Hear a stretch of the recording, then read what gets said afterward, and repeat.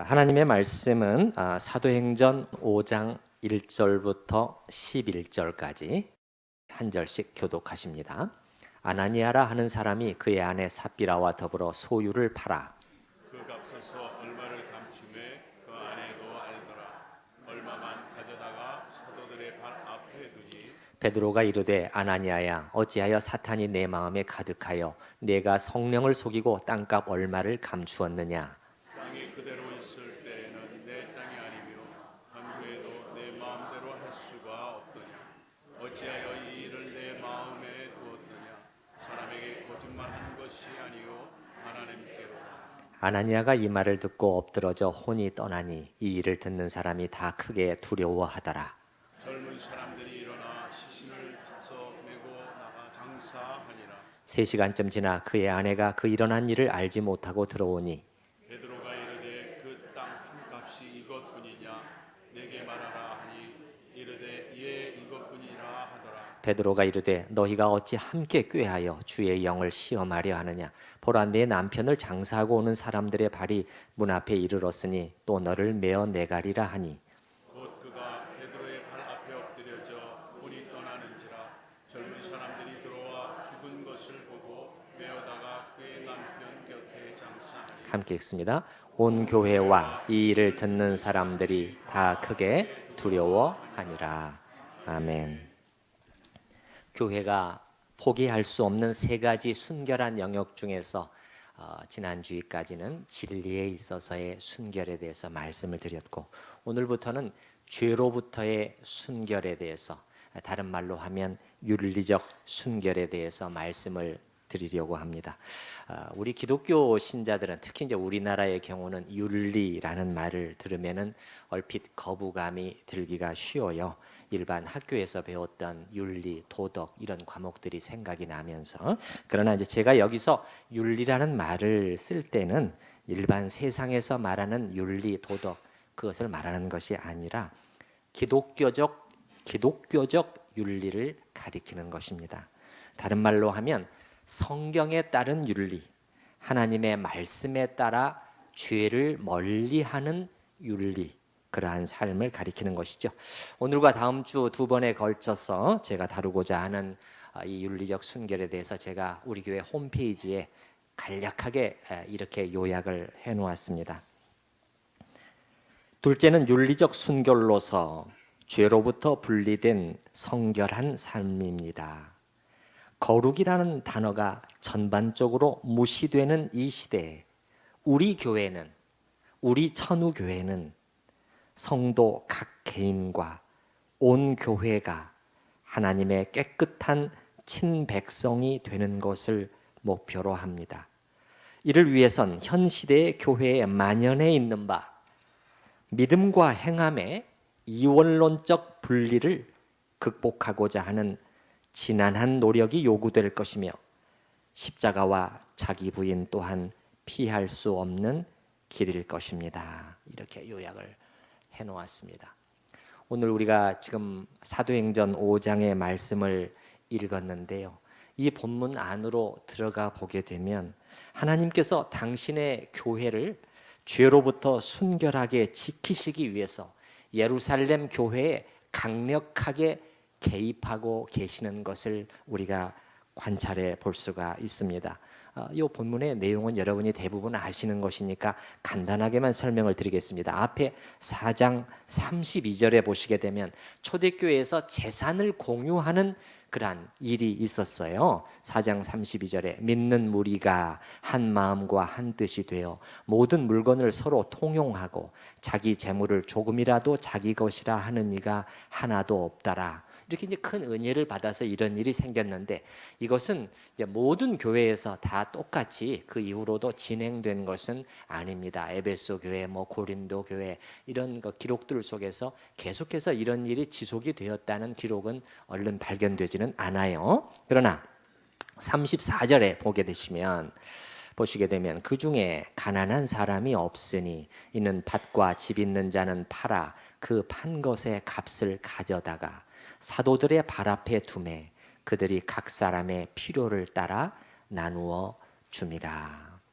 이렇게 돼서 예루살렘 교인 중에 아나니아라고 하는 사람도 자기의 전 재산을 다 팔아서 교회에 헌금을 하게 되었는데 막상 팔고 나니까 아까운 생각이 들었던지 그 중에 일부를 숨겨놓고 나머지만 사도들에게 이제 갖다가 준 거예요. 근데 하나님께서 그 부분을 드러내셨습니다. 성령의 계시하심으로 베드로가 이 사실을 알고 강하게 꾸짖게 되었고 하나님께서 그의 목숨을 거두어 가시게 된 것입니다. 아나니아뿐만 아니라 그의 아내 삽비라도 똑같은 거짓말을 해서 뒤따라서 죽게 되는 아주 무척 큰 일이 예루살렘 교회 안에 일어나게 된 것입니다. 이것이 본문의 배경 설명이에요. 그럼 제가 여러분께 여러분이 읽으셨으니까요. 한번 질문을 드려보겠습니다. 지금 이들 부부가 하나님 앞에 죄를 지어서 죽임을 당하게 된 것은 확실한데 무엇을 잘못한 거지요? 그 죄명이 무엇이지요? 쉽게 설명하면 거짓말한 것이죠. 맞습니까? 네네. 속인 일이었죠. 다 드리지 않았기 때문에 그렇게 된 것이 아니었습니다. 그건 결코 강요된 것이 아니었습니다. 여러분 5장 4절의 말씀을 보셔요. 베드로의 말을 보면 알 수가 있어요. 땅이 그대로 있을 때는 내 땅이 아니며, 그러니까 팔기 전에는 형제여 그게 당신 것 아니었습니까? 그건 당신 마음대로 할 수 있는 재산이었어요. 또 그 다음에 보시게 되면 판 후에도 내 마음대로 할 수가 없더냐. 판 다음에도 형제가 원하는 대로 할 수 있었습니다. 10분의 1을 드리고 싶으면, 아니 절반을 드리고 싶으면, 혹은 다 드리고 싶으면 그것은 당신의 하나님 앞에서 자원하는 결정으로 해야 할 수 있는 사항이었어요. 그러니까 그냥 사실대로 정직하게 이건 저의 재산 전부가 아니고 일부입니다. 이 한마디만 하면 되었던 것입니다. 그래서 베드로는 이렇게 그 대답을 기다린 거예요. 그 대답을 해주기를 기다린 거죠. 그 아내 삽비라한테도 묻는데 5장 8절에 보시기 바랍니다.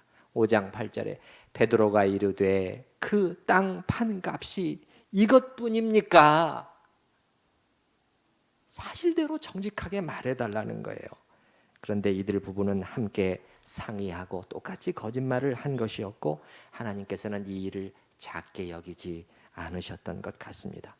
어떤 동기가 이들 부부에게 이렇게 하게 만들었을까? 저 나름대로 생각을 해보면은 아마 교인들에게는 내 전 재산을 다 하나님께 드렸습니다, 이런 말을 듣고 싶은데 동시에 일부는 내놓고 싶지 않은 이런 동기가 작용했지 않은가 싶은데 그 순간에 하나님의 음성을 들은 것이 아니라 사탄의 그런 음성을 들은 것이죠. 여러분 여기 3절에 보시기 바랍니다. 3절에 보시게 되면 베드로가 이르되 아나니아야 어찌하여 사탄이 내 마음에 가득하게. 이 사탄의 속삭임이 있었다는 거예요. 그 순간에 하나님의 음성을 들었어야 되는 것이죠. 하나님의 음성은 뭐죠? 정직한 거죠. 왜 그렇죠? 하나님이 정직하신 분이시기 때문에. 우리 하나님은 거짓말하지 않으신 분이잖아요. 그러니까 그 약속 위에 우리가 설 수가 있는 거예요. 신실하신 하나님이라고 그러잖아요.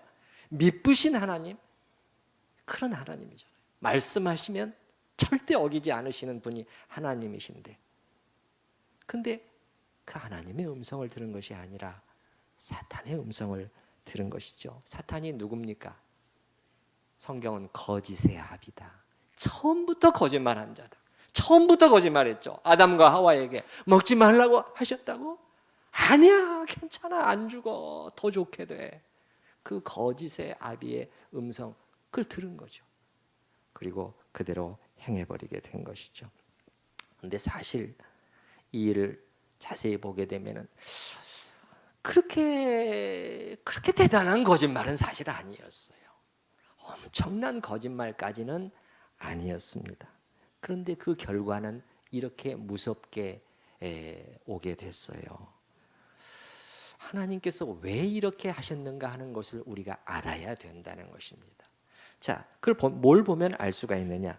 이 일로 인한 결과 5장 11절 말씀을 한번 보시기 바랍니다. 5장 11절 말씀을 같이 읽어보십시다. 온 교회와 이 일을 듣는 사람들이 다 크게 두려워하니라. 두려움이 온 교회 안에 임하게 되었습니다. 두려움이. 무슨 두려움이었을까요? 그냥 죽었기 때문에 그냥 무서워한 것이었을까요? 그게 아니죠. 하나님께 대한 두려움이 일어나게 된 것이에요. 사도 베드로가 명백히 지적했거든요. 여러분 4절에 보십시오. 5장 4절 뒷부분에 보셔요. 어찌하여 이 일을 내 마음에 두었느냐? 사람에게 거짓말한 것이 아니요 누구께로다? 하나님께 거짓말한 거야. 하나님을 속인 거야. 하나님이 너를 벌하실 것이다. 그래서 사람들이, 이 성도들이 하나님에 대한 두려움이 임하게 된 거예요. 아니, 하나님이 진짜 일하고 계시구나, 살아 계시구나, 징계를 하시는구나, 자기의 자녀까지도 이렇게 무섭게 벌하시는구나 하는 것을 깨닫게 되니까 두려움이 임하게 된 거예요. 두 번이나 그 기록이 나오는데 지금 11절뿐만 아니라 여러분 5절에도 보셔요. 5절 뒷부분에 보시게 되면 이 일을 듣는 사람이 다 크게 두려워하더라. 자, 이 두 구절을 통해서 우리가 알 수 있는 것은 뭐냐면 하나님의 목적하신 바가 바로 이것이었다는 거예요. 이러한 두려움이 일어나야 된다는 거예요. 예루살렘 교회에 있어야 된다는 거예요. 하나님을 향한 두려움이 제가 늘 말해오는 경외잖아요. 경외. 똑같은 단어라고 말씀을 드렸죠. 교회 안에 반드시 있어야 된다는 것입니다. 물론 하나님께 대한 사랑, 감사, 기쁨, 이러한 고백, 이러한 마음, 이러한 찬양이 당연히 있어야 하겠지만 이와 더불어 교회 안에 하나님을 향한 두려움이 있어야 된다는 것을 하나님께서 이 말씀, 이 사건을 통해서 다시 한번 확실하게 해주시는 것이죠. 우리 생각에는 아니, 이스라엘 공동체 안에서는 하나님이 그냥 금방 벌하시고 덜덜 떨고 그렇게 하나님에 대한 두려움 말할 수 있을지 모르지만 우리는 예수님의 보혈로 죄사함을 받은 그러한 신약 교회 안에서 왜 자꾸 두려움을 얘기하시나요? 아니에요. 여기 이 말씀을 보게 되면 하나님께서 이렇게 되도록 하기 위해서 그 귀중한 두 생명을 데려가셨단 말이에요. 그 강하게 징계를 하셨단 말이에요. 하나님의 교회 안에는 이게 있어야 된다는 것이죠. 그러면서 저는 생각을 해보는 것이죠. 오늘날 하나님의 교회 안에는 과연 이런 두려움이 있을까요? 두려워함이 아니라 반대로 방자함, 하나님을 만홀히 여김, 멋대로함. 말씀을 계속 듣지만 그 말씀을 아무렇지도 않게 무시해버리고 불순종을 아무렇지도 않게 생각하는 분위기가 교회 안에 편만해 있는 것은 아닌지 생각해 보게 됩니다. 교회의 현 위치가 심각하게 신약의 이 신약 성경을 이탈해 있다는 것을 우리가 다시 한번 알 수 있게 되는 것이죠. 그러면 하나님께서는 그리스도의 교회가 튼실하게 세워져 가는 이 초기에 왜 이렇게 강력하게 개입을 하셨을까요? 왜 이렇게 두려움, 그것도 큰 두려움, 여러분 둘 다 그렇게 되어 있는데요. 5절에도 그렇고 11절에도 그렇고 그냥 두려워하니라가 아니라 크게 두려워했다는 거예요. 매우 큰 두려움이 임하게 됐다는 거예요. 왜 이렇게 하셨을까요? 거의 확실하죠. 앞으로 이런 작은 죄도 하나님의 교회 안에서는 함부로 용납될 수 없다는 것을 하나님께서 보여주시는 거예요. 우리의 용어, 우리가 사용하고 있는 이 용어를 그대로 가져와 보면 교회 공동체가 윤리적으로 순결하게 깨끗하게 유지될 수 있도록 하시기 위해서 이렇게 하신 것이죠. 거의 확실하게 짐작할 수 있는 것은 이 일이 있은 다음에 이 사건은 그 이후로 오랫동안 예루살렘 교회에 큰 영향을 미치게 되었을 것입니다.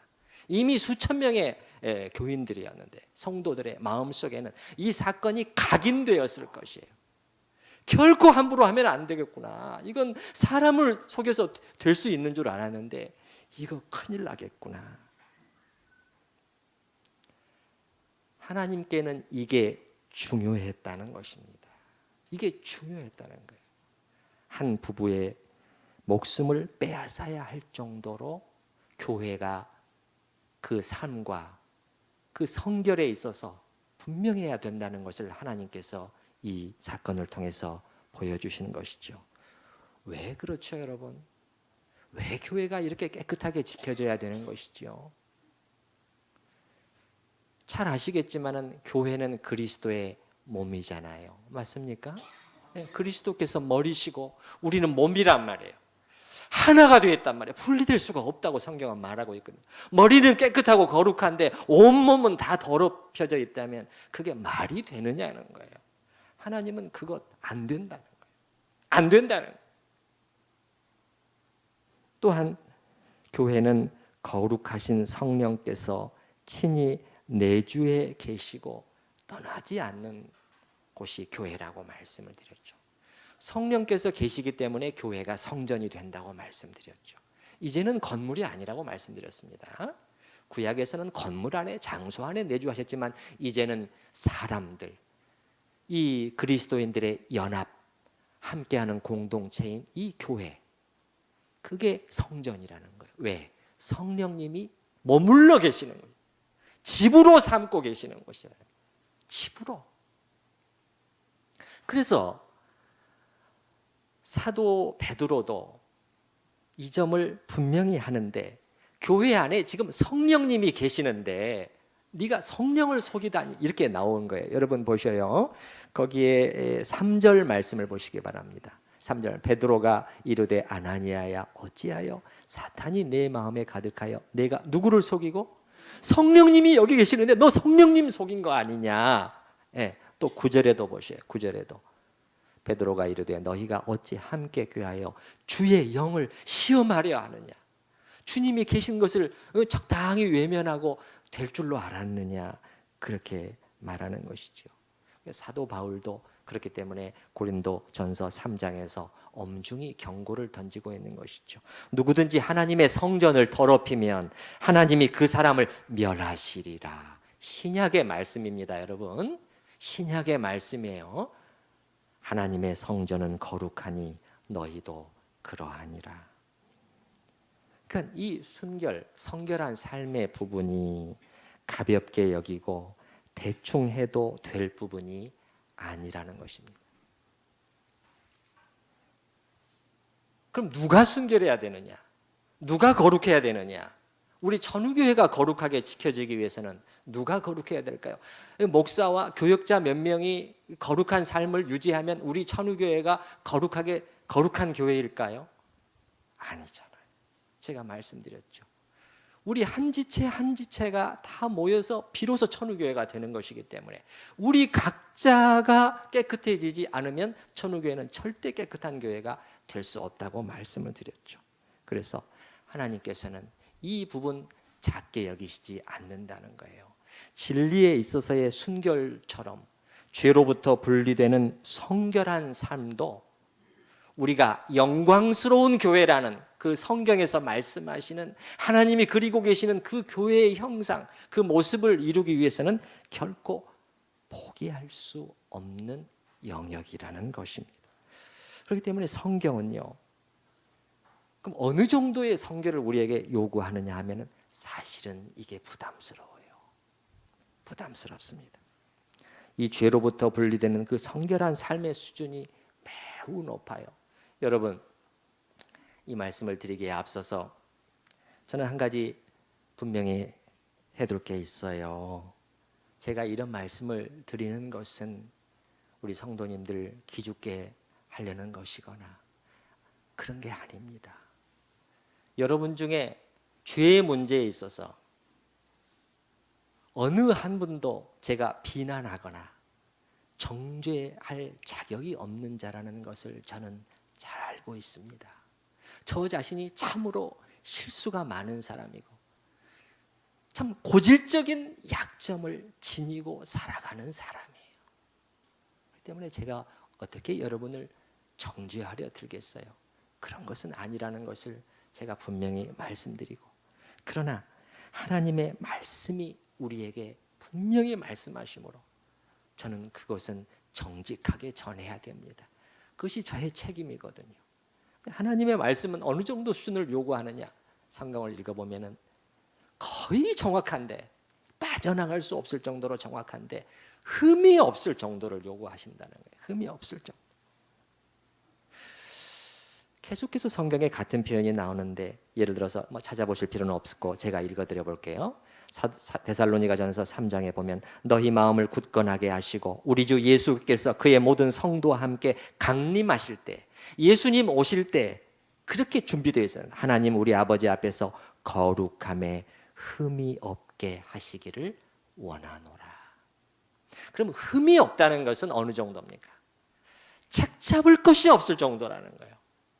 책망할 것이 없을 정도라는 것입니다.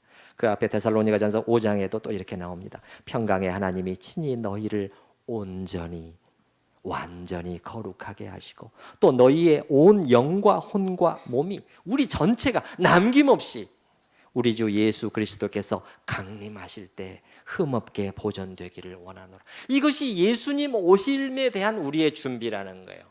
여러분, 그 종말에 대해서 요즘 종말론에 대한 관심들이 많고 요한계시록 무슨 특강 집회 많은 분들이 이렇게 참석하고 하는데, 제가 볼 때는 많은 경우 그냥 호기심, 무슨 일이 어떻게 일어나느냐, 엉뚱하게 또 이렇게 잘못 분별해가지고 베리칩이 어떠니 그런 또 이상한 것에 빠져들기도 하고 하는데, 기회가 있으면 나중에 그 부분도 말씀을 드리겠습니다만은, 근데 하나님께서 이 종말을, 예수님의 그 강림을 말씀하실 때는 우리의 자세는 두 가지밖에 없어요. 뭐냐? 준비와 기대입니다. 뭐하고 뭐라고요? 준비와 기대예요. 왜 이 말씀을, 종말을 왜 말씀해요? 준비하라는 거예요. 뭐로? 깨끗한 흠없게 보존되는, 그렇게 준비하라는, 그리스도의 깨끗한 신부로서. 그 다음에는 기대입니다. 기다리는 거예요. 그 날이 오기를. 아멘. 주 예수여 오시옵소서. 우리 한 구절만 좀 찾아봤으면 좋겠는데요. 여러분, 사도행전 5장 말씀은 이렇게 조금 이따 바로 돌아올 거니까 펴놓으시고 고린도후서 7장 말씀을 한번 같이 보십시다. 제 성경으로는 292페이지인데요. 고린도후서 7장 1절 말씀입니다.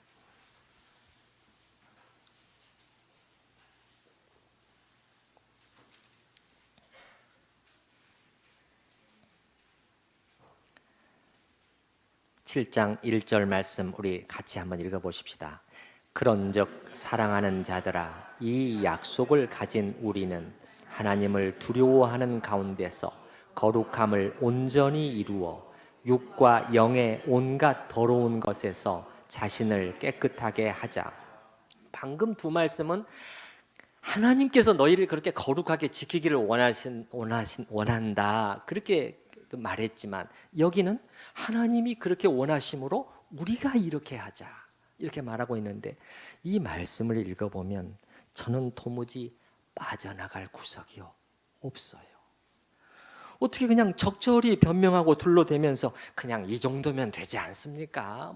그렇게까지 이렇게 말할 수가 없이 하나님께서 말씀하시네요. 사랑하는 자들아, 이 약속을 가진 우리가 아니냐, 이 약속을 가진 우리가 아니냐, 우리가 얼마나 놀라운 약속을 받았느냐, 하나님께서 자기 피값으로 우리 교회를 사시고 우리가 얼마나 놀라운 약속을 받았느냐. 그 다음에 보시게 되면 하나님을 두려워하는 가운데서 또 나오잖아요.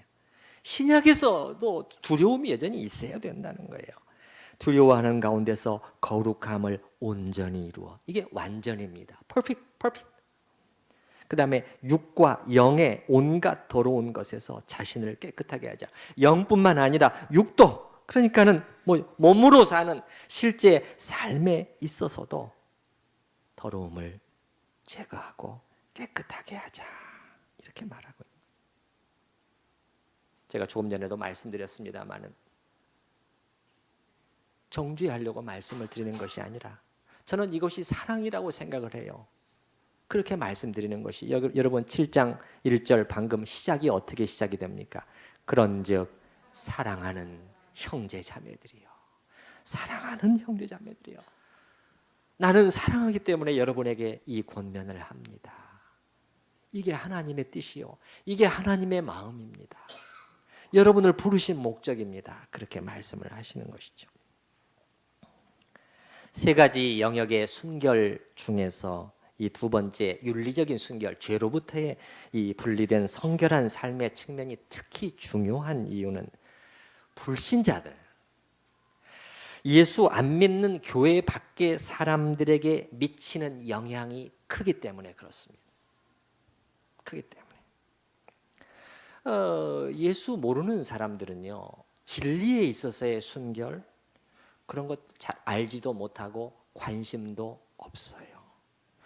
바른 복음의 진리, 그러면 우리는 정말 이 부분이 우리에게는 생명보다 중요하지만 그들은 별 관심이 없어요. 그러나 예수 믿는다는 사람들, 예수 믿으세요 라고 권하는 그 사람들이 어떻게 사는가 하는 것은 그들의 눈에 쉽게 띄인단 말이에요. 그리고 아주 민감하게 반응을 해요. 그 말은 무슨 말이냐? 관심이 있다는 것입니다. 무엇을 말하고자 하는 것이죠? 이 말은 이러한 우리의 윤리적인 삶의 문제가 그들에게 예수를 전하는 복음 전도에 영향을 미치게끔 되어 있다는 것입니다. 여러분, 초대교회에서 복음 전파가 활발하게 이루어질 수 있었던 많은 회심자들이 일어나게 되었던 한 가지 이유는, 이게 전부는 아니지만 이 측면에서 교회가 잘 해냈기 때문이었습니다. 성경에 보게 되면 믿는 사람들이 안 믿는 사람들에게도 칭송을 받았다는 기록이 2번이나 기록이 되어 있어요. 명백하게. 이미 교회 초기에 그 기록들이 나와 있는데, 여러분 조금 전에 사도행전 5장으로 다시 돌아가 보십시다. 그 바로 우리가 읽었던 본문의 바로 밑에를 한번 보시기 바랍니다. 사도행전 5장 13절 말씀을 보시죠. 우리가 11절까지 읽었죠. 13절 말씀 같이 읽어보십시다. 그 나머지는 감히 그들과 상종하는 사람이 없으나 백성이 칭송하더라. 감히 상종하는 사람이 없다는 것은 감히 가까이 하지는 못했지만 그러나 백성이 칭송하더라. 그 말은 삶의 문제는 인정했다는 거예요. 나 인정합니다. 당신의 진리는 내가 동의할 수 없지만, 당신이 믿는다는 그 예수신 나 받아들일 수 없지만 당신들의 삶의 문제는 내가 인정할 정도라는 거예요. 또 이 앞에 2장 47절, 2장 맨 끝절에도 가보셔요. 제가 전에도 같이 우리가 읽었습니다만 2장 47절 말씀, 46절부터 제가 읽어보겠습니다. 날마다 마음을 같이하여 성전에 모이기를 힘쓰고 집에서 떡을 떼며 기쁨과 순전한 깨끗한 마음으로 음식을 먹고, 47절 같이 읽어보십시다. 하나님을 찬미하며 또 온 백성에게 칭송을 받으니 주께서 구원받는 사람을 날마다 더하게 하시니라. 이 말씀을 보면은 구원받는 사람을 날마다 더하게 하시는 큰 숫자들이 예루살렘 교회에 더해졌잖아요. 그런데 여기 표현을 잘 보셔요. 온 백성에게 칭송을 받으니 그 결과로 주께서 구원 얻는 사람들을 많이 더하셨다는 거예요. 그 말은 무슨 말입니까? 그들의 이것을 사용하셨다는 거예요, 주께서. 물론 하나님께서 그런 것이 없어도 많은 사람을 교회로 데려오실 수가 있겠지요. 그러나 그것은 하나님의 일반적인 방법이 아니라는 거예요. 이렇게 성도들의 삶의 간증을 보고 우리와 다르구나, 우리에게 없는 것이 그들에게 있구나, 그것을 보고 많은 사람이 교회로 돌아오도록 하나님께서 복음 전파가 힘있게 진행되도록 하셨다는 것이죠. 이것을 통해서 알 수 있는 것은 무엇이죠? 이 두 번째, 교회가 죄로부터 분리된 순결한 삶을 보여주지 못하게 되면 이방인들 가운데서 하나님의 이름이 욕되게 될 뿐만 아니라 왜 그렇죠? 그들은 우리를 통해서 늘 하나님을 보게 되어 있으니까요. 그럴 뿐만 아니라 전도에 커다란 막힘이 되게 돼 있다는 것입니다. 이건 피할 수가 없는 것이라는 거예요. 피할 수가 없는 것이라는 거예요. 그런데 이 일이 지금 우리 조국 교회에 일어나고 있는 것입니다. 지금 우리나라 개신교회 하루가 멀다 하고 터져 나오는 일들을 보면은 많은 경우 윤리적인 부분하고 관련이 돼 있어요. 돈 문제, 재정 문제, 성적인 문제, 거짓말의 문제, 다 이런 문제들이잖아요. 참으로 좀 부끄러운 얘기입니다만은 이제는 숨기래야 숨길 수도 없는 현실이 돼버렸어요. 막 매체들에서 막 보도를 해야 되니까요. 벌써 꽤 7, 8년 전에 SBS의 그 한 방송 프로그램에서는 한기총, 여러분 아시잖아요. 교회연합체 한기총 회장의 선거에 10당 오락, 이런 말들이 공공연히 돌아다니는다는 거예요. 10당 오락 뭔지 아십니까? 그 선거에 10억을 쓰면 당선이 되고 5억을 쓰면 떨어진다는 얘기예요. 이게 사실은 이제는 공공연한 불편한 진실이 되어 있는 것이에요. 한 교단의 총회장 선거, 이러한 중요한 자리의 선거에 돈이 동원되고 있다는 사실이, 이게 어떻게 이럴 수가 있죠? 근데 뜬 소문만이 아닙니다. 저는 한 가까운 목사님에게서 들은 적도 있었는데, 이 목사님이 한 이 통합 측 장로 교단의 상당히 큰 교회 목사님이고 총회장 선거에 나갔다가 안 된 분인데, 그분이 자기 이 후배 이 목사님하고 대화를 하면서 은퇴하기 전에 내가 크게 후회하는 것이 있다. 참 속내를 털어놓은 거예요. 정직하게. 그래도 그분은 하나님 앞에 돌이킴이라도 있는 것이죠. 내가 하나님 앞에 회개해야 될 것이 있는데 그 선거에 2억을 썼네. 근데 다른 목사님들은 10억을 썼다는 거예요.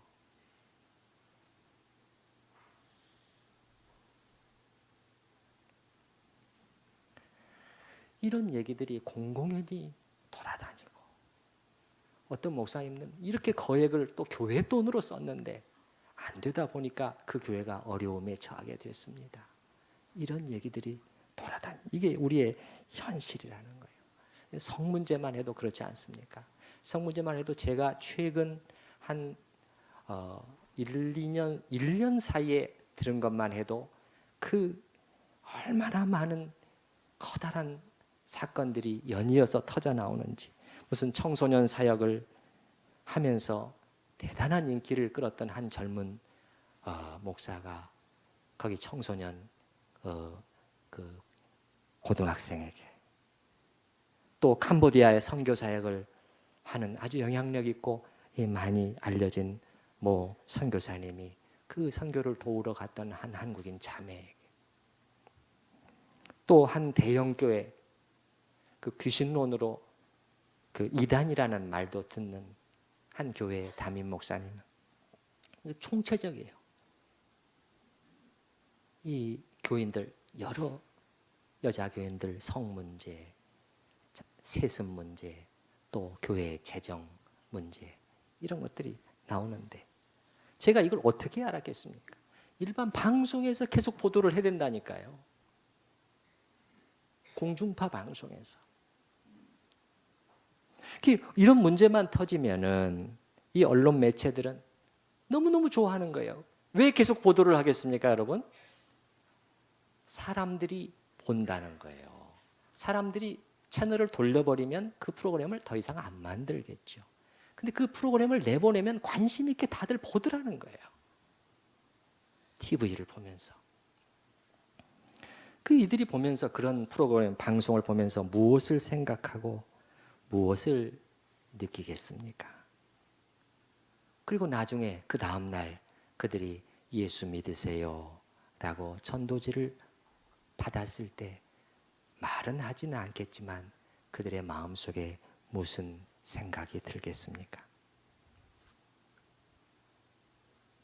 우리가 그렇게 전도를 강조하지만 엄청난 역효과가 이 순결의 문제와 관련해서 일어나고 있는 것이 현실이에요. 근데 여러분 또 반대로 생각을 해보십시다. 반대의 일이 일어났다고 생각을 해보시오. 예를 들면 우리 손양원 목사님 같은 분이 무슨 목사라는 사람이 저 여수 순천에서 무슨 목사라는 사람이 이렇게 했대. 아니 자기 자식들을 무참하게 때려 죽인 깡패를 용서했을 뿐만 아니라 양아들로 삼고 제발 처벌을 하지 말아달라고 그렇게 사정을 했다는 거야. 아니 불신자들이 듣고 다 놀라는 것이죠. 어떻게 그렇게 할 수가 있지? 그때가 어떤 세상이었습니까? 좌익 우익으로 나뉘어서 서로 죽이고 복수하고 복수의 눈이 충혈되어 있던 때였어요. 아니 기독교에서 말하는 사랑이라는 게 도대체 뭐지? 누가 가르쳤다고 그거를? 예수님이 가르쳐서 그렇게 했다고? 예수가 누구지? 이렇게 되는 것이죠. 제가 이렇게 말씀드리면은 혹시 어떤 분이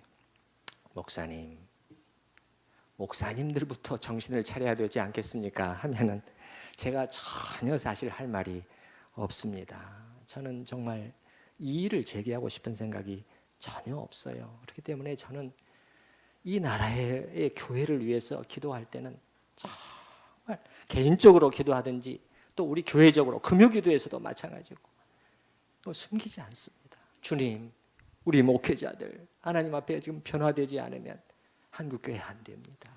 회개하게 하시옵소서. 하나님을 두려워함을 임하게 해 주시옵소서. 간절히 기도해요. 우리 주님께서도 이러한 종교 지도자들의 윤리적인 삶에 대해서 강력한 경고를 던지시지 않았습니까? 제가 마태복음 23장 한번 읽어드려 볼게요. 화 있을진저 외식하는 서기관들과 바리새인들이여 잔과 대접의 겉은 깨끗이 하되 그 안에는 탐욕과 방탕으로 가득하게 하는도다. 화 있을진저 외식하는 서기관들과 바리새인들이여 회칠한 무덤 같으니. 회칠한 무덤 같으니 이게 무슨 말이에요?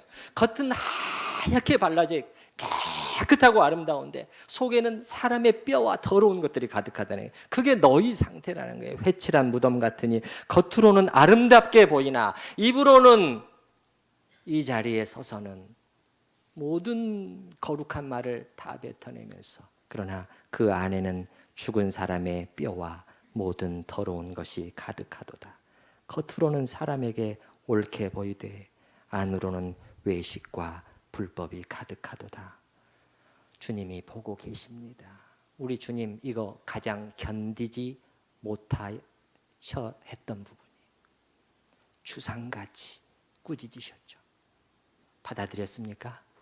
거부했죠. 작당하고 모의해서 십자가에 못 박아버렸죠.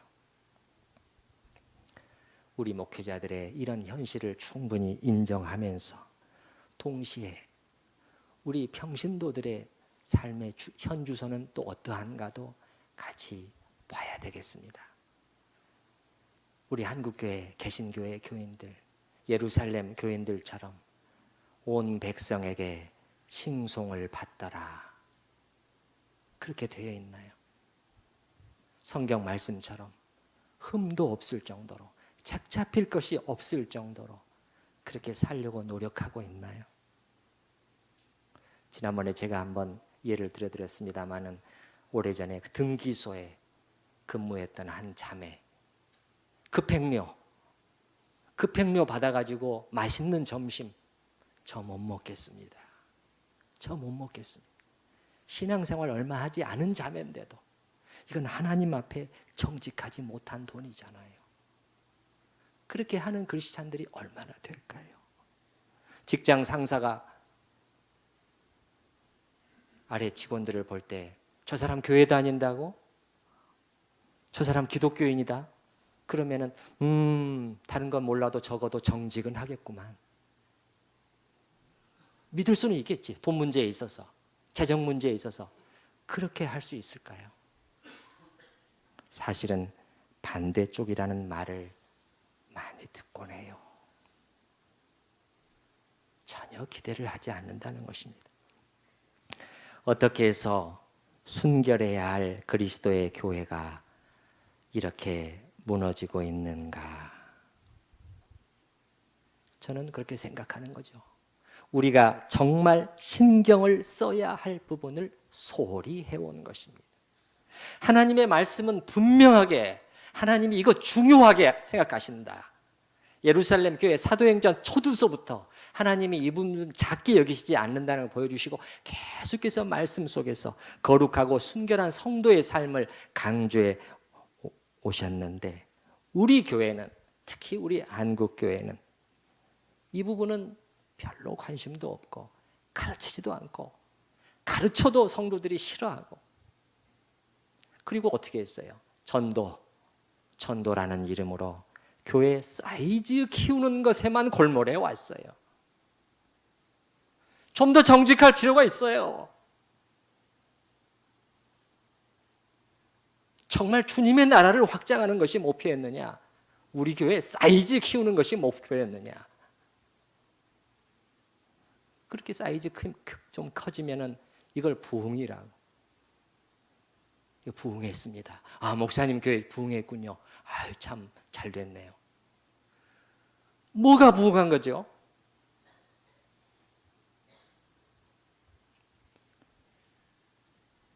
최근 반세기 동안에 우리 한국교회는 계속해서 이 윤리적인 순결의 영역에서 하향 곡선을 그려왔습니다. 처음부터 그러지는 않았던 것 같습니다. 우리의 선조들도 그랬을까? 적어도 우리와는 많이 달랐던 것 같습니다. 대한민국 법조 삼성이라고 불리우는 세 분이 있습니다. 물론 오래전에 다 돌아가신 분들이지만 그분들 중에 제가 찾아보니까 적어도 두 분은 크리스찬이더군요. 개신교인이든지 아니면 천주교인이든지. 법조 삼성이라는 게 무슨 말입니까?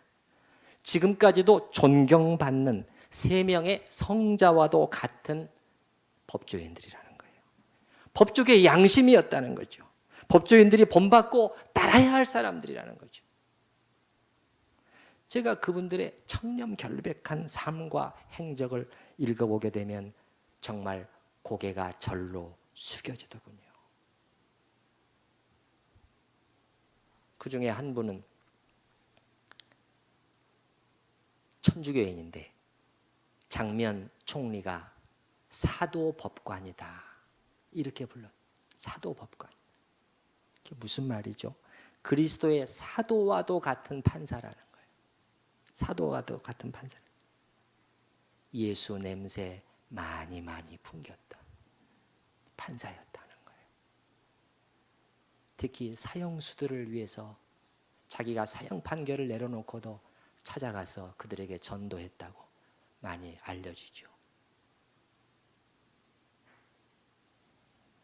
오늘날에는 공직에 있는 분들 중에서 크리스찬으로서 이렇게 존경받을 수 있는 분들이 얼마나 될까요? 아니, 반대죠. 무슨 큰 부끄러운 일이 터질 때마다 혹시 저분이 장로님 아니야? 이렇게 걱정해야 되는. 그분이 크리스찬이라는 말이 혹시라도 보도될까 봐서 마음 졸여야 하는. 어찌하다가 주님의 거룩한 교회가 이렇게까지 되었을까요? 우리 이 시간에 같이 합심해서 기도하실 때 하나님 앞에 먼저 우리 회개하지 않으면 안 되겠습니다. 회개하지 않으면 안 되겠어요. 이 부분에 있어서의 순결을 잃어버린 우리 조국 교회를 생각을 하면서 우리가 다른 제3자로서 정죄할 부분이 아닙니다. 이스라엘 백성이 그렇게 했습니까? 아니에요. 다니엘, 느헤미야, 주님, 저희가 주님 앞에 이렇게 해서 이 지경이 되었나이다. 주님, 저희를 용서해 주시옵소서. 죄를 뒤집어 쓰고 회개했잖아요. 우리가 하나님 앞에 용서를 구하고 나부터, 우리 교회부터, 온 교회와 이 일을 듣는 사람들이 다 크게 두려워하니라. 우리 천우교회 안에 참으로 하나님을 향한 경외심, 두려움이 임하고 주님 앞에 조금이라도 더 바른 방향으로 나아가고자 하는 이 성결의 노력이 있을 수 있도록 우리 같이 기도하십시다.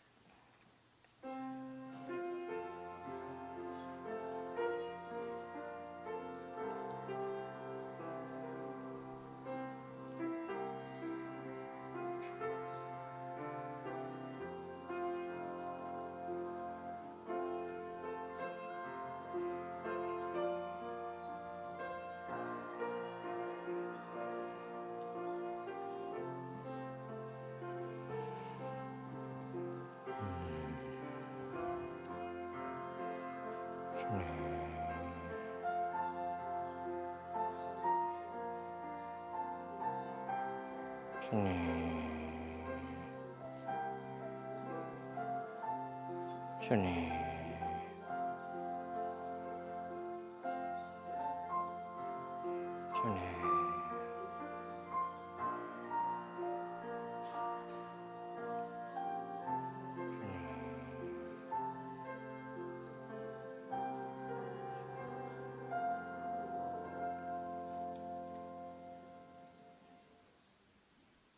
하나님 아버지, 저희가 무슨 말을 할 수 있겠습니까? 주님 앞에 저의 입을 가리고 엎드릴 뿐입니다. 우리가 행한 것이 그대로 고스란히 우리에게로 돌아오고 있습니다. 하나님께서 귀히 여기셨던 것을, 하나님께서 중요하다고 말씀하셨던 것을 우리가 소홀히 여겨버리고 다른 것을 더 중요시 함으로 말미암아 우리의 처지가 이렇게 되었습니다. 하나님, 그러나 하나님의 사람들이 주님의 은혜를 구했던 것처럼 저희도 주님 앞에 겸비함으로 은혜를 구합니다. 주님, 다시 한번 기회를 주시옵소서. 저희를 살려주시옵소서. 하나님의 영광을 높이는 순결한 교회들이 많이 일어나고, 주님, 그래서 이 교회가 주님의 이름을 드러내는 그러한 이 아름답고 영광스러운 교회로 다시 회복될 수 있도록 주님, 저희를 불쌍히 여겨 주시옵소서. 주님, 저희 자신부터입니다. 저희 자신부터 돌아봐야 되겠습니다. 그런즉 사랑하는 자들아, 이 약속을 가진 우리는 하나님을 두려워하는 가운데서 거룩함을 온전히 이루어 육과 영의 온갖 더러운 것에서 자신을 깨끗게 하자.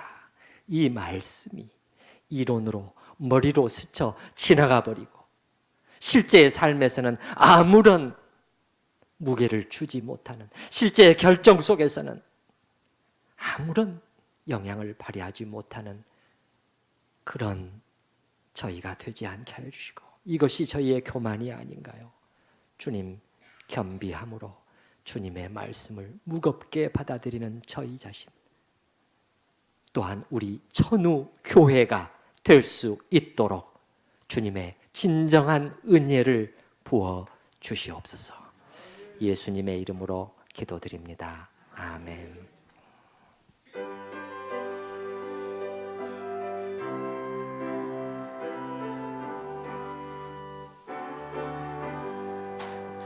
아침에 내가 보들 때